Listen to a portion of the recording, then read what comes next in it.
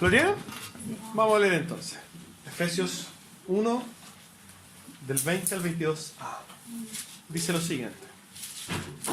La cual operó en Cristo, resucitándole de los muertos y sentándole a su diestra en lugares celestiales, sobre todo principado y autoridad y poder y señorío, y sobre todo nombre que se nombra, no solo en este siglo, sino también en el venidero, y sometió todas las cosas bajo sus pies. Hasta ahí vamos a quedar. Amén.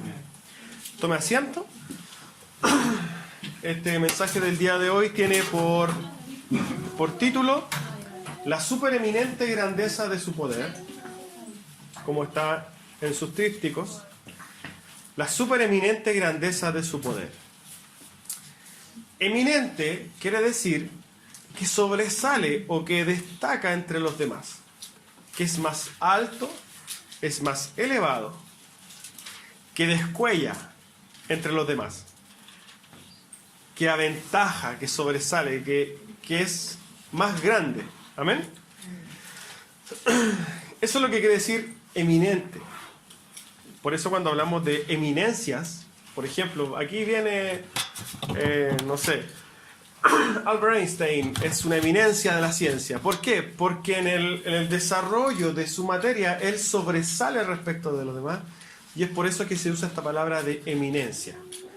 Asimismo, Pablo hace una calificación, utiliza un adjetivo calificativo para la grandeza de su poder y dice que es súper eminente. O sea, la palabra eminente, que ya quiere decir sobresale, a esta palabra Pablo le agrega un súper, que es un aumentativo, algo que lo aumenta mucho más, dando a entender que la supereminente grandeza o que el poder de Dios es tan grande que no podríamos imaginarlo, ¿cierto?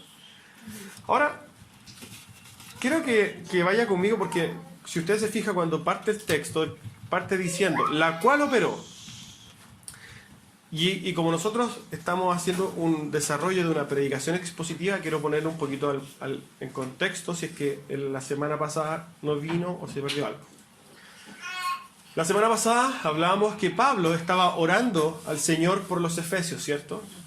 Y estaba orando Pablo a Dios y le decía, por favor, Señor, y estoy parafraseando, oro para que usted abra el entendimiento del corazón de los efesios.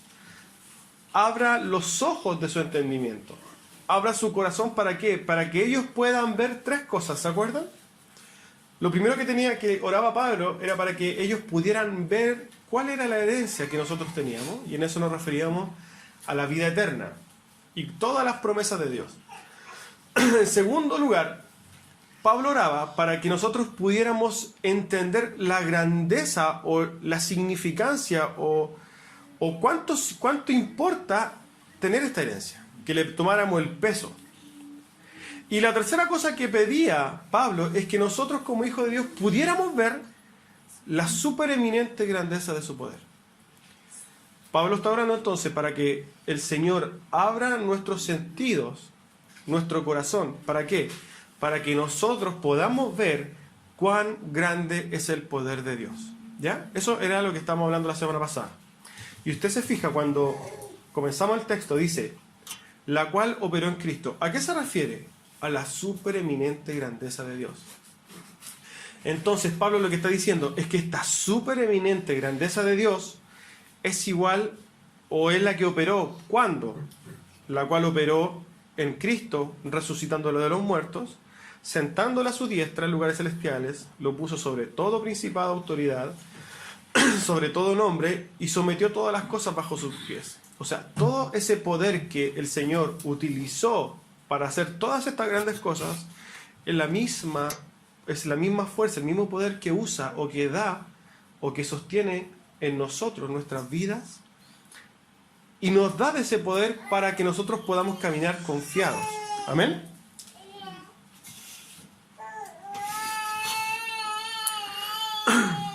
El versículo 19 dice así tal cual, el que estábamos viendo la semana pasada.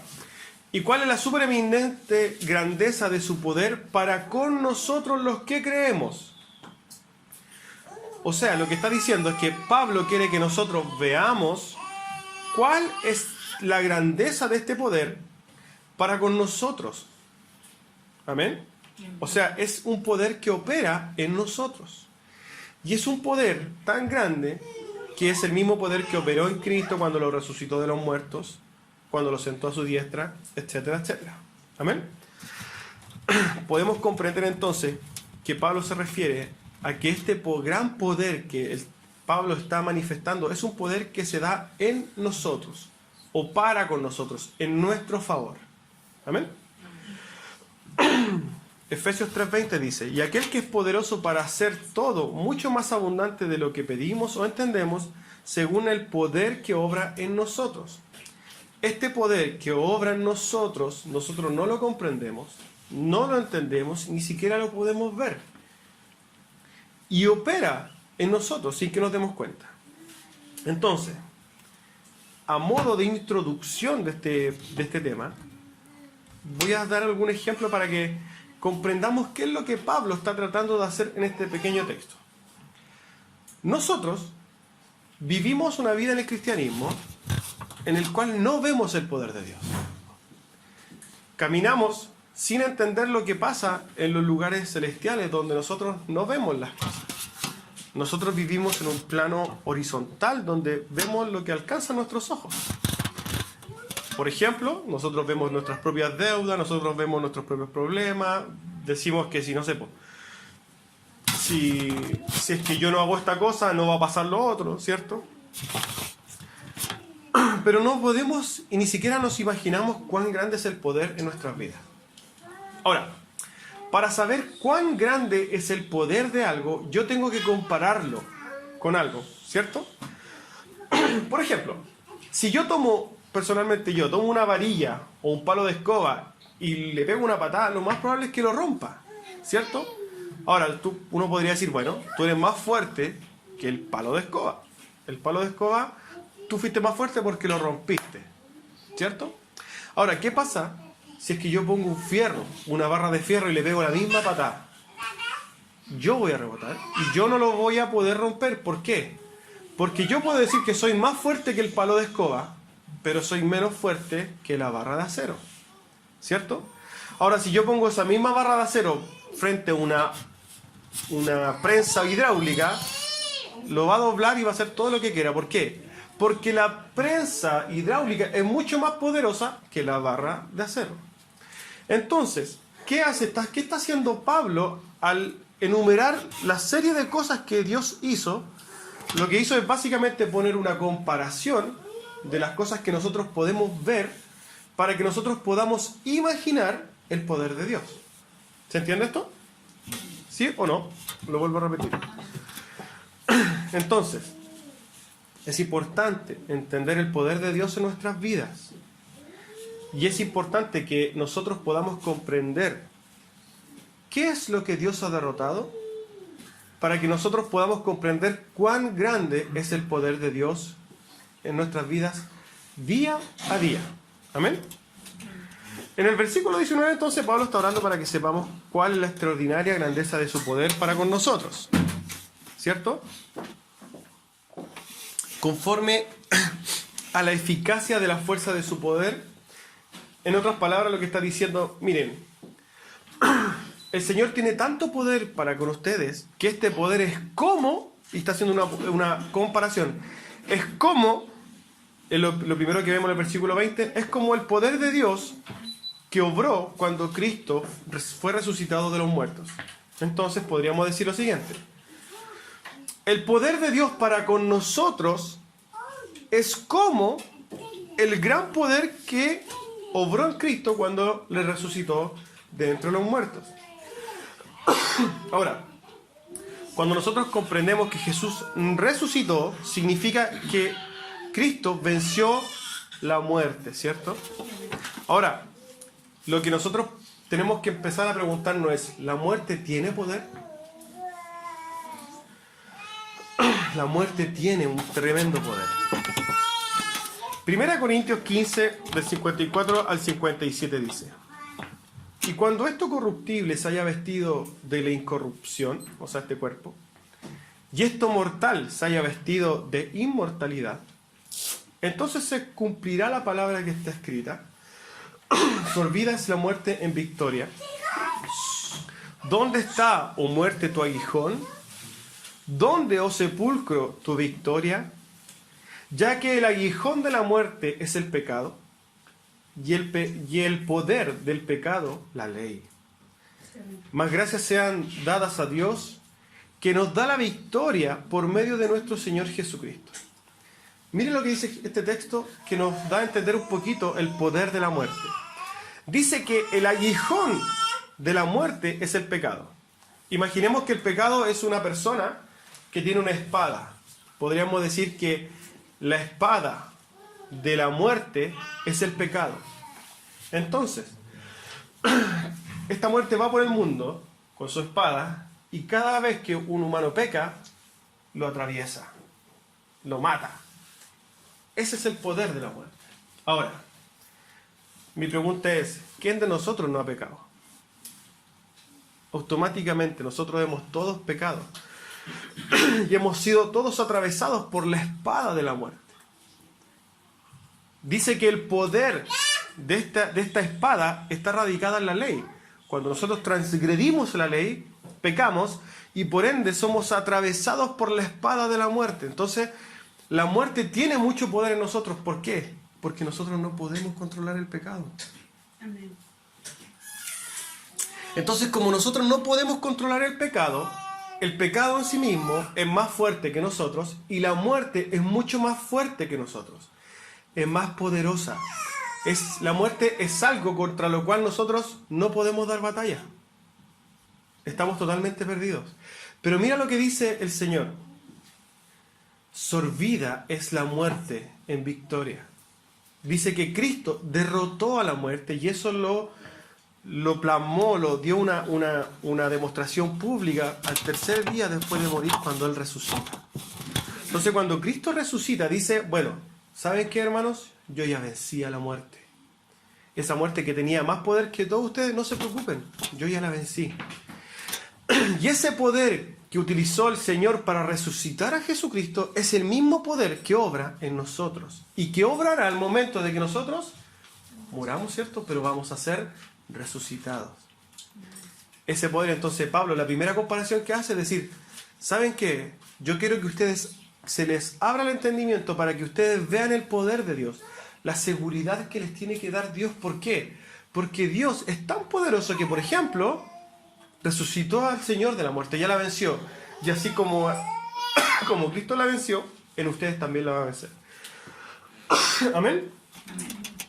Entonces el mensaje aquí es el poder de Dios por sobre la muerte. Está diciendo que el poder de Dios es más grande que el poder de la muerte. Amén. En Efesios 2:5 dice: y Él nos dio vida estando muertos en nuestros delitos y pecados, ¿cierto? Y nos sentó en los lugares celestiales con Él, dice también en Efesios. Entonces, para Pablo, la muerte de Cristo fue la muerte de la muerte. Cristo mató a la propia muerte, la venció. Y nosotros, los creyentes, sí, ciertamente moriremos en la carne, pero viviremos eternamente. ¿Por qué? Porque lo que está diciendo el Señor es que crean, vivan conforme a esto. ¿Se acuerdan que nosotros la semana pasada hablábamos del casco de realidad virtual? Que nosotros teníamos que tener un casco imaginario donde nosotros viéramos las verdades de Dios y que camináramos conforme a esas verdades. Bueno, una de esas grandes verdades es que nosotros vamos a resucitar. Y esa es una sentencia de Dios que no se va a mover. Entonces, primero, podemos comprender que entonces el poder de Dios es mayor que el poder de la muerte. Lo segundo que enumera Pablo, dice que el poder de Dios para con nosotros es como el gran poder que obró cuando Dios le sentó a su diestra en los lugares celestiales. ¿Ya? Hebreos 1:13 dice lo siguiente: el cual, siendo el resplandor de su gloria y la imagen misma de su sustancia, y quien sustenta todas las cosas con la palabra de su poder, habiendo efectuado la purificación de nuestros pecados por medio de sí mismo, se sentó a la diestra de la majestad en las alturas. En Hebreos 10:12 también dice lo siguiente: pero Cristo, habiendo ofrecido una vez para siempre un solo sacrificio por los pecados, se ha sentado a la diestra de Dios. Sentarse a la diestra de Dios, entonces, fue una situación que se dio o que se volvió a dar una vez que Cristo pagó el pecado de nuestros pecados, ¿cierto? Al momento de purificar nuestros pecados, de ser Él el Cordero que fue utilizado como expiación por nuestros pecados, es cuando el Señor vuelve y se sienta a la diestra de Dios. ¿Amén? Este punto tiene mucho que ver con lo anterior. ¿Por qué? Porque cuando habla de que el poder lo sentó a la diestra de Dios, habla básicamente, y entendiendo en el contexto de las cosas o en el orden de las cosas que nos muestra la Biblia, es que está diciendo que el Señor tuvo tal poder para vencer al pecado, ser el sacrificio, y por ende poder estar sentado a la diestra de Dios. Sentarse a la diestra de Dios es algo que da para un mensaje aparte, porque no es que Dios está sentado en una sillita al lado del Padre. Cuando todos dicen, oye, se sentó a la diestra de Dios, y yo como ex católico me imaginaba al Padre en un trono y a Jesús sentado al lado. Ya, no es así. Es una representación esta palabra, pero para que se entienda más o menos, es que lo puso, o como lo dice ahí, sentarse a la diestra de Dios le dio toda potestad. Él tiene el mismo poder que Dios. Es como estamos los dos juntos en esto. Tú tienes la misma autoridad, todo exactamente. Eso es como sentarse a la diestra de Dios, que se lo vamos a explicar profundamente cuando nos toque el texto hablar de eso. ¿Amén? Entonces, Dios, o Cristo en este caso, Dios sentó a Jesús a su diestra, pero también nos sentó a todos nosotros con Él. Y fíjense lo que implica esto. Efesios 2:6 dice, juntamente con Él nos resucitó, primero, y asimismo nos hizo sentar en los lugares celestiales con Cristo. El poder que tomó a Jesús de entre los muertos, lo puso eternamente en la presencia de Dios, también lo puso a la diestra de Dios a usted y a mí. O nos pondrá en su futuro a usted y a mí. ¿Ya? El Señor dice, y ustedes saben que cuando parte Efesios, y Efesios se caracteriza por utilizar Pablo mucho esto de decir nosotros en Cristo, estando en Cristo, ya se lo vimos cuando partimos estudiando Efesios. Nosotros con Cristo estamos en una unidad que no tiene entendimiento. Pero estas promesas que Dios tiene para nosotros son tan grandes, hermano, son tan profundas, que nosotros ni siquiera las dimensionamos. Pablo ora para que nosotros tratemos de dimensionarlas, y a través de la Escritura nosotros podemos tener un poquito más de luz. Pero lo que quiere decir es que el Señor tuvo el poder primero de vencer el pecado, que eso es algo que tampoco nosotros podemos hacer. Porque así como la muerte tiene al pecado, claro, como espada, y nosotros no podemos pelear con la muerte, no podemos pelear con el pecado, asimismo no podemos pelear, incluso, y valga la redundancia, con el pecado mismo. Nosotros no podemos ser nuestra propia expiación. Y eso es lo que dice Dios.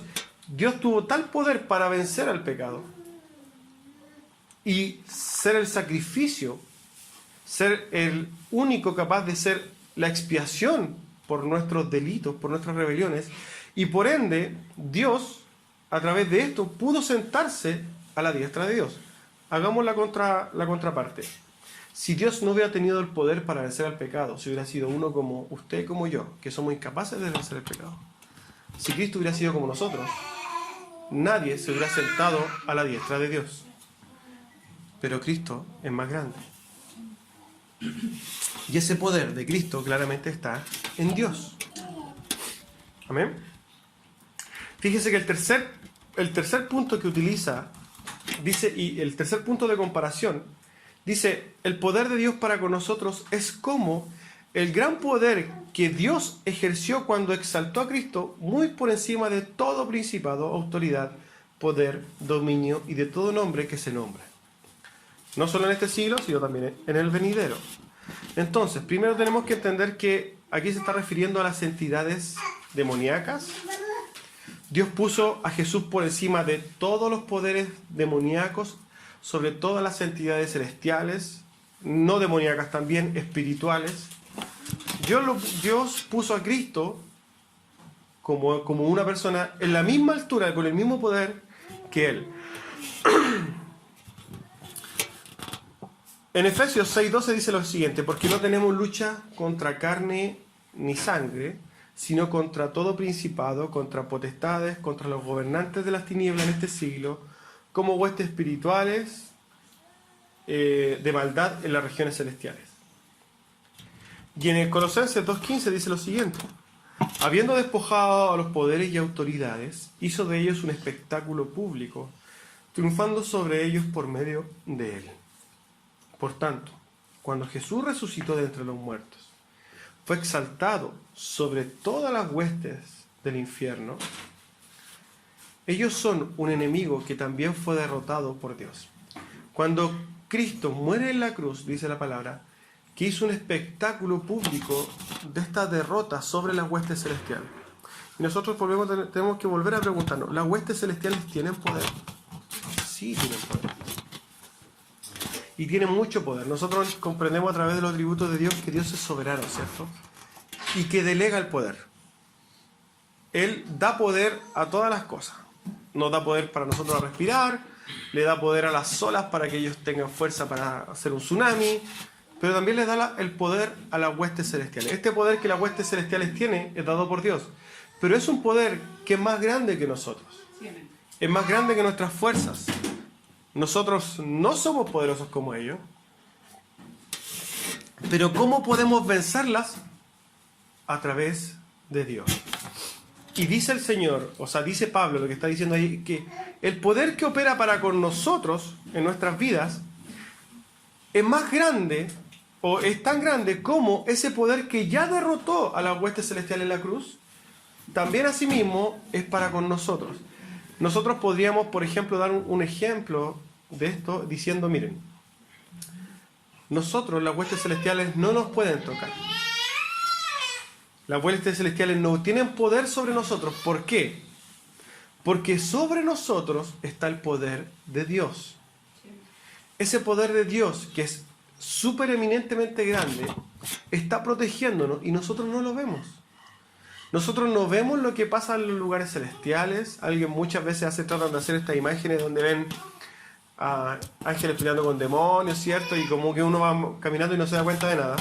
Podría utilizar esa referencia, pero debemos comprender que el humano o la persona que no está bajo la cobertura o bajo la protección de Dios como sus hijos, está expuesta a todos los ataques de los demonios, de las huestes celestiales. Pero nosotros, nuestra inocente caminar, nosotros caminamos súper inocentes, sin saber de nada, estamos protegidos por Dios, por un poder que es mucho más grande que el poder de estos demonios, para que se entienda. Nosotros caminamos protegidos por Dios. Y eso es lo que está diciendo Pablo. Ustedes estén seguros. ¿Por qué? Porque conforme ustedes vean y conozcan el poder de Dios, van a caminar más seguros. ¿Amén? La cuarta comparación que hace Pablo dice, porque el poder de Dios para con nosotros es como el gran poder que Dios ejerció cuando todo fue sometido bajo sus pies. Podemos comprender que todo está sometido bajo los pies de Dios, ¿cierto? Es Jesucristo resucitado. El Jesucristo resucitado es la cabeza sobre todas las cosas. Cabeza implica autoridad, ¿cierto? Gobierno, reinado, soberanía. Y entonces nosotros podemos ver que a través de toda la historia, como dice ahí el texto, que Dios sometió todas las cosas sobre sus pies. Y cuando hablamos de todas las cosas, hablamos de todas las cosas. No existe nada, entonces, que no esté bajo la autoridad de Dios. Amén. Nosotros con algunos hermanos ya comenzamos, por ejemplo, la parte de los atributos de Dios que habla de la sabiduría, ¿cierto? Y comprendemos entonces que a través de la historia de la humanidad, de la historia de nosotros, sobre todo la que podemos contar a través de los libros, la historia, nos damos cuenta que hay muchas cosas que nosotros no entendemos. Por ejemplo, nos podemos preguntar si es que Dios, ¿por qué si es que Cristo es tan bueno y es tan amoroso y por qué Él, siendo amor, permite que pasen cosas tan malas a través de la historia? ¿Por qué hay tantas guerras? ¿Por qué? Porque si está todo sometido bajo el reinado de Cristo, uno podría decir, bueno, entonces si es que está todo bajo el reinado de Cristo, entonces no deberían haber guerras, porque Cristo lo impediría, ¿cierto? Pero ¿por qué nosotros vemos a través de la historia tantas cosas que a nosotros nos parecen como que no son de Dios? ¿Por qué podemos ver guerras, persecuciones, podemos ver holocaustos? Porque no solamente existe el holocausto judío, ¿cierto? Sino existen muchos holocaustos, abusos de poder. Podemos ver cómo el hombre a través de la historia se sigue matando a sí mismo. Y eso también es parte de todas las cosas que han sido sometidas bajo los pies de Dios, ¿cierto? La naturaleza, todo está sometido bajo el poder de Dios. Ahora, cuando nosotros comprendemos que este poder de Dios, el poder de Cristo que tiene sobre todas las cosas, ha sido ejercido de una forma que nosotros no comprendemos, tenemos que confiar en la sabiduría de Dios, ¿ya? Hay un poder ahí que nosotros no podemos entender, que es el poder que Dios, o cómo este Dios precioso, amoroso, ejerce este dominio sobre la humanidad. Hay decisiones que nosotros no comprendemos, como por ejemplo la decisión de la elección. ¿Por qué? Porque nosotros somos elegidos por Dios y en esa elección nosotros tampoco tenemos cómo comprenderlo. Puede que a nosotros no nos guste, pero lo que sí deja establecido claramente la Biblia es que todas las cosas están sometidas bajo los pies de Dios. Por ende, y voy a repetir esta cita que dio un hombre, que ni me acuerdo el nombre, pero que es tan profunda, que dice que si él tuviera todo el poder de Dios, así como lo tiene Cristo, si él tuviera todo el poder de Dios, sin duda, arreglaría muchas cosas en el mundo. Eliminaría el hambre, ¿cierto? Daría abrigo a todos los niños y alimento a todos los niños del mundo, eliminaría las guerras, no mataría más animales, etcétera, etcétera, etcétera. Pero si yo adicionalmente tuviera toda la sabiduría de Dios, dejaría las cosas tal como están. Porque el hecho de que las cosas estén tal como están es porque Dios lo ha determinado así. ¿Amén? Bueno, ese era un paréntesis dentro de lo que significa el poder de Dios.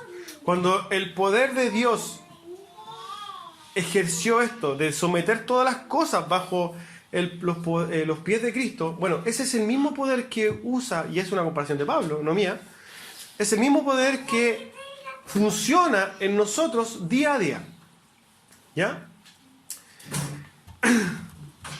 Jeremías 10, 12 al 13 dice: Él es el que hizo la tierra con su poder, el que estableció el mundo con su sabiduría, y con su inteligencia extendió los cielos.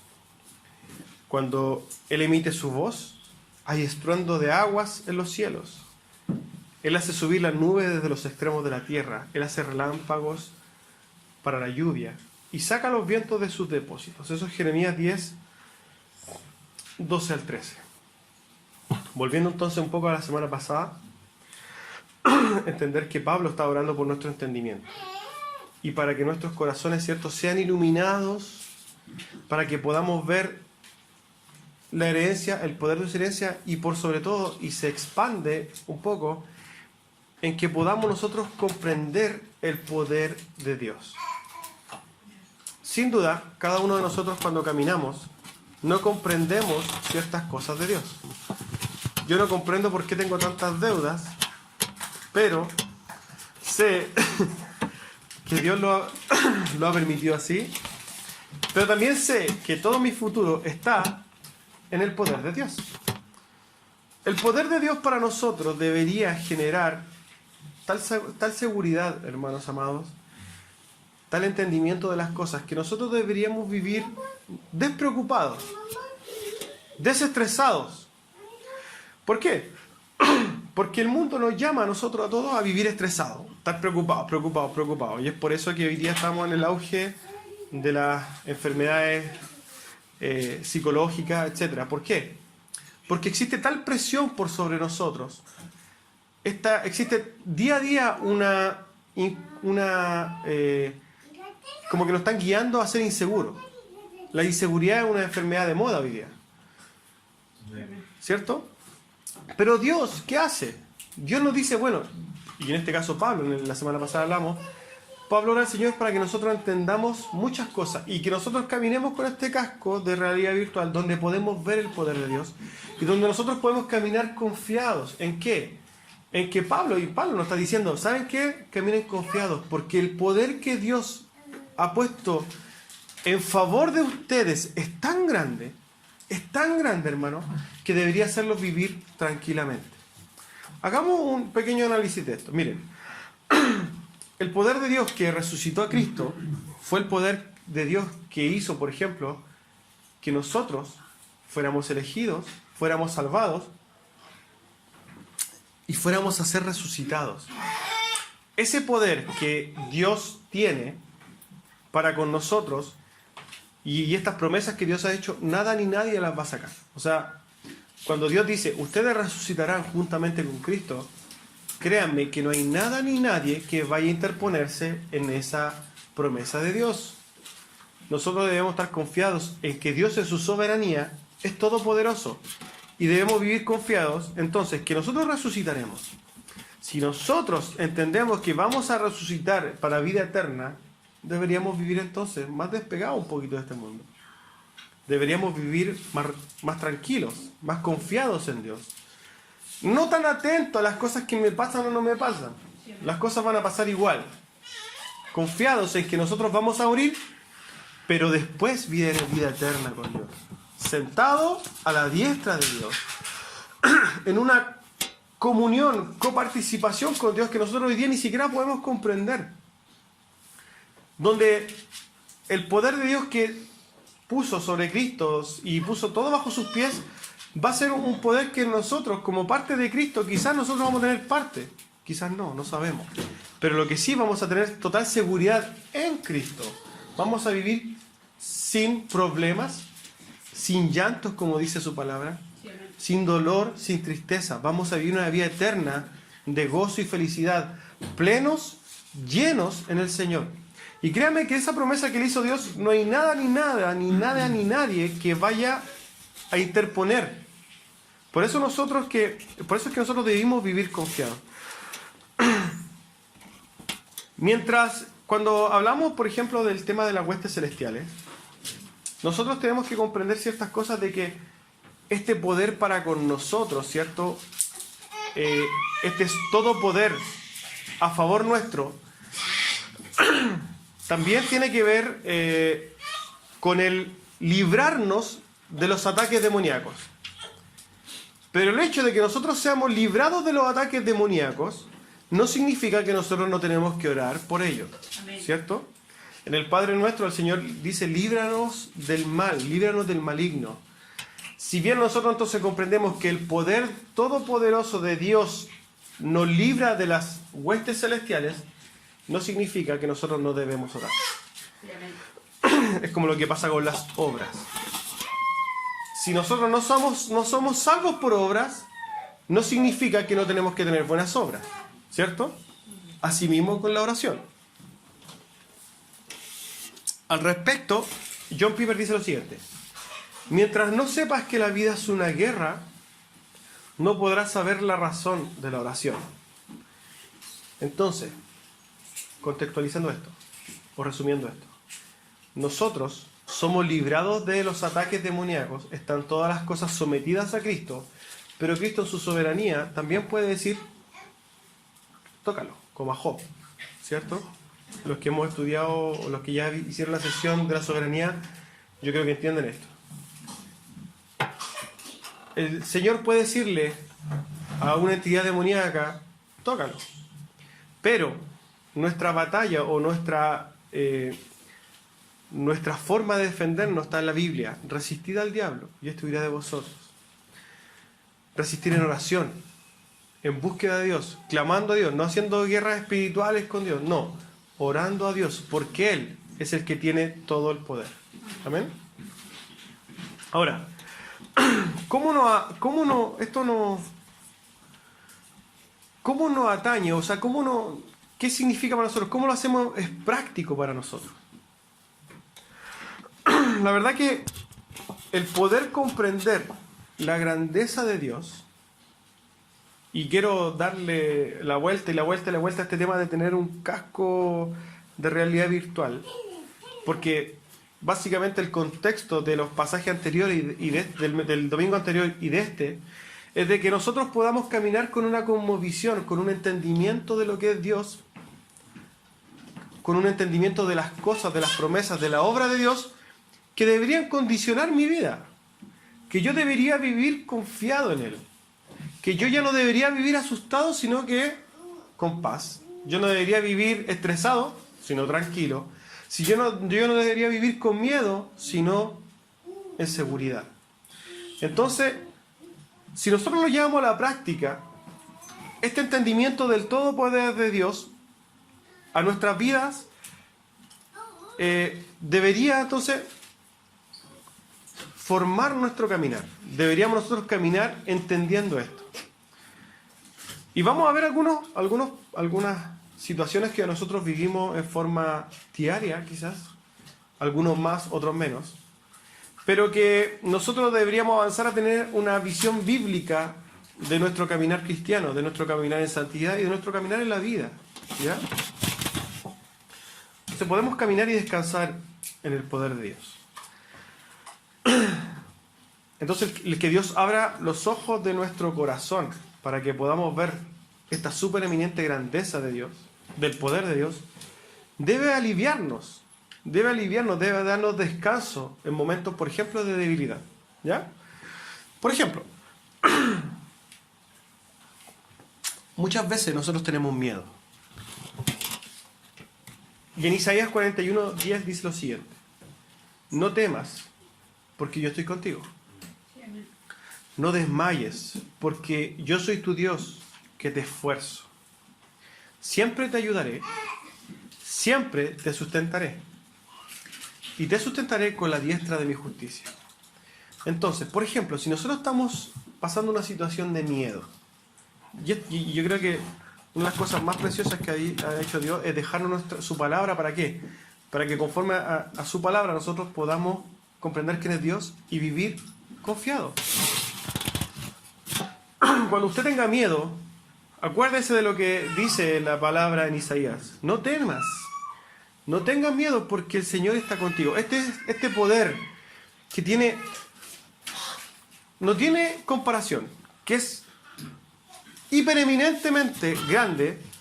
Él te está diciendo, bueno, tranquilo, no temas, porque yo estoy contigo. No desmayes, porque yo soy tu Dios, que te esfuerzo. El que pone las fuerzas, el que pone poder para que nosotros no desfallezcamos, es Dios. No somos nosotros.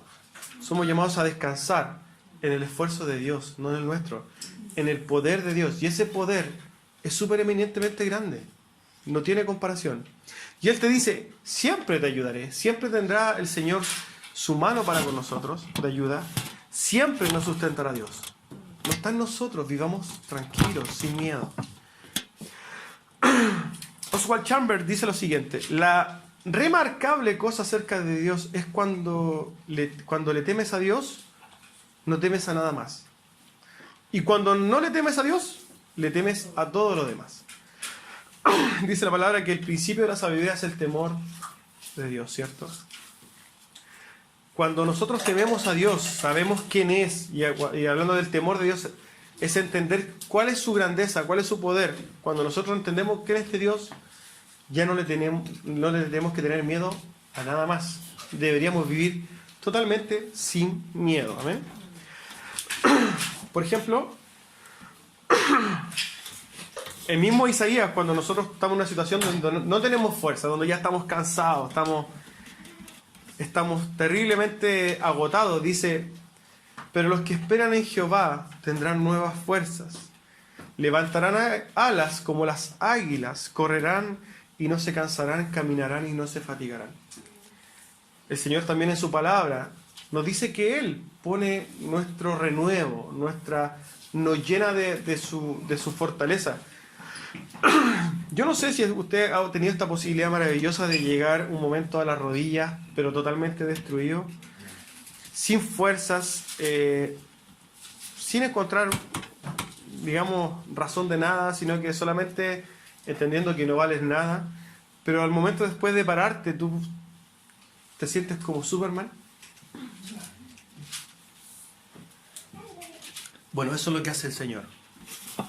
Nos renueva, nos llena de fuerza.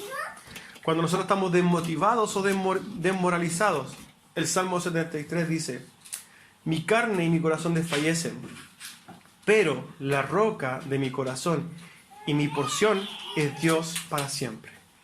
El salmista comprendía que Dios es nuestra fortaleza. Él es la cosa que no se mueve, en la cual nosotros nos podemos sujetar, y que nada ni nadie nos va a mover de ahí. ¿Por qué? Porque nadie tiene más poder que esa roca. Y ese Dios, el cual nosotros amamos, glorificamos, servimos, es más fuerte que todas las cosas. ¿Amén? Cuando, por ejemplo, estamos en problemas varios, nos recordamos lo que decía Pablo. Dice que Él todo lo puede en Cristo, que lo fortalece. Alexander McLaren dice lo siguiente: la paz no viene por la ausencia de problemas, sino por la presencia de Dios. Entonces nosotros vamos a vivir problemas. El Señor dijo: ustedes en el mundo pasarán aflicciones, pero no se preocupen, yo he vencido al mundo. Imagínense, el Señor también es más fuerte que el mundo. El Señor es más fuerte que todos los problemas. Nosotros tenemos que buscar esa paz. ¿En quién? En que tiene más poder que todos los problemas juntos. Amén. Cuando, por ejemplo, no te puedes dominar a ti mismo, y esto yo creo que nos pasa mucho, el autocontrol. Pero en 2 Timoteo el Señor dice lo siguiente: porque no nos ha dado Dios espíritu de cobardía, sino de poder, de amor y de dominio propio. Cuando usted no se pueda controlar a sí mismo, vaya y recurra al poder de Dios, porque Dios es el que tiene el poder para que nosotros nos podamos también controlar a nosotros mismos. ¿Y eso qué cuesta? Cuando, por ejemplo, nos sentimos solos, en el Salmo 18 dice lo siguiente: te amo, Jehová, fortaleza mía, roca mía, Jehová, roca mía y castillo mío y mi libertador. Dios mío, fortaleza mía, en Él confiaré. Mi escudo y la fuerza de mi salvación, mi alto refugio. Hermano, yo creo que muchas veces, más de algunos de nosotros nos sentimos en soledad, nos sentimos que estamos claramente solos, que no hay salida, pero la Biblia nos muestra cómo muchos hombres a través de la historia han recurrido a Cristo, al Señor, y entienden que la fuerza de su salvación, que su roca es Dios. Asimismo nosotros, cuando comprendemos el total poder de Dios, deberíamos siempre recurrir a Dios. El hecho de que nosotros comprendamos el todo poder de Dios debería también condicionar nuestra oración. Porque nosotros tenemos que orar a un Dios que todo lo puede, y en el cual este poder no solamente estamos diciendo no, que tú todo lo puedes, sino que ese poder es efectivo, es activo y está en todo. Cuando yo no tengo fuerzas, cuando yo estoy solo, cuando yo siento que la situación no tiene salida, el Señor tiene ese poder. Y ese poder, como lo describe Pablo, es un poder que está a favor nuestro. Nosotros no tenemos por qué ver este poder cuando, no sé, pues tirando rayos, ni mucho menos. No. El poder de Dios obra para con nosotros, pero también obra en pos de nosotros, en nuestro, digamos, para nuestro bien. Y comprendamos lo siguiente: hay muchos movimientos hoy día, sobre todo carismáticos, donde se supone que el poder de Dios se ve cuando tú le tiras un rayo espiritual a mucha gente y esta cae, y ahí se dice, no, es que hay poder. No, Dios no quiere que nosotros tengamos ese poder. porque ese poder lo que genera en el hombre es una autoexaltación, y eso es orgullo, y eso te aleja de Dios. No, Él no quiere que tengamos ese poder. Él quiere que nosotros tengamos el poder, por ejemplo, de controlarnos nosotros mismos. Ese es el verdadero poder de Dios. El poder de Dios se muestra en nuestras vidas cambiadas. Se muestra en que nosotros podemos vivir confiados. Se muestra en nuestro cambio de mente. Amén. Quiero concluir con un pensamiento que ustedes saben que siempre pongo al final de los mensajes para concluir este sermón. Amén. Dice lo siguiente: caminamos día a día sin darnos cuenta de lo que pasa a nuestro alrededor. Nada nos separa o nos diferencia de la persona que muere en un accidente o baleado por algún delincuente o un enfermo mental. Al analizar situaciones como la del hombre que comenzó a dispararle a la gente en el metro de Maipú, puedo comprender que esas personas, al igual que yo, nunca pensaron en que vivirían una situación así. Sin lugar a dudas, no tenemos idea de lo que nos pasará a la vuelta de la esquina. Pero al conocer el incomparable poder de Dios para con nosotros, puedo descansar en que Él tiene el poder y control de mi destino. Como hijos de Dios podemos caminar gozosos y confiados en el amor de Dios y podemos vivir con paz, una paz que está fundamentada en el poder de Dios. Es cierto que podemos pasar cosas en nuestra vida, pero al conocer a Dios entiendo que, como dice Romanos 8:28, todas las cosas nos ayudan a bien. No importa cuál sea esta situación, en nuestro Dios podemos confiar y agradecer que podemos ver este poder de Dios en nuestras vidas, en pos de nosotros, para nosotros. Oremos a Dios para que cada día también Él nos revele y muestre cada día más su persona, su obra, su amor para con nosotros. Mientras más conozcamos a Dios, más paz sentiremos y nuestra esperanza crecerá porque sabemos que nos espera su herencia eterna. Creo que a pesar de las tantas cosas que aún no entendemos de Dios, solo con lo que ya sabemos podemos comprender que Dios es digno de que vivamos soli Deo gloria. Vuelvo a repetir el pasaje de Efesios 3:20 al 21, dice: y aquel que es poderoso para hacer todas las cosas mucho más abundantemente de lo que pedimos o entendemos, según el poder que actúa en nosotros, a Él sea la gloria en las iglesias en Cristo, por todas las edades, por los siglos de los siglos. Amén. Vamos a orar. Amén. Padre Celestial, Padre amado,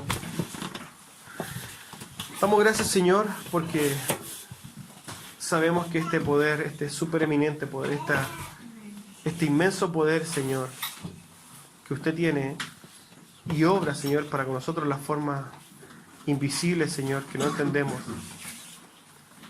Nos ha sostenido, Señor, nos tiene este lugar. Nos da la posibilidad, por ejemplo, de venir a adorarle, Señor, de juntarnos como hermanos. El hecho de que podamos, Señor, llegar a nuestro destino es porque su poder, Señor, ha actuado en nuestras vidas. El hecho de que nosotros hoy día estemos parados, con vida, Señor, con salud, es porque su poder ha actuado, Señor, en nuestras vidas. Revélenos, Señor, cada día la grandeza de este poder, de cómo en todas las situaciones, Señor, está obrando en pos de nosotros. Quizás de cuántas cosas, Señor, tú nos has librado que no sabemos. Quizás cuántos, no sé, accidentes, quizás cuántas, hasta la muerte misma, Señor, usted nos ha librado. Quizás, Señor, en cuántas cosas usted nos ha protegido como familia. Cuántas veces, Señor, ha protegido nuestro hogar. Cuántas veces, Señor, ha sustentado todos nosotros, que nosotros no comprendemos, pero le pedimos, Señor, así como Pablo, que usted obre en nuestros corazones y que alumbre nuestro entendimiento, Señor, para poder vivir cada día más tranquilos, confiados en su amor, Señor, porque sabemos que usted tiene pensamientos de bien para con nosotros. Denos el entendimiento, Señor, para caminar cada día más tranquilos, en paz y conforme, Señor, a su gloria. No paramos, Señor, de suplicar que usted abra nuestras mentes, Señor, y nuestros corazones. Damos gracias por su palabra. Damos gracias, Señor, por estar en este lugar. En el nombre de Jesús, Señor, queremos adorarle. Amén. Amén.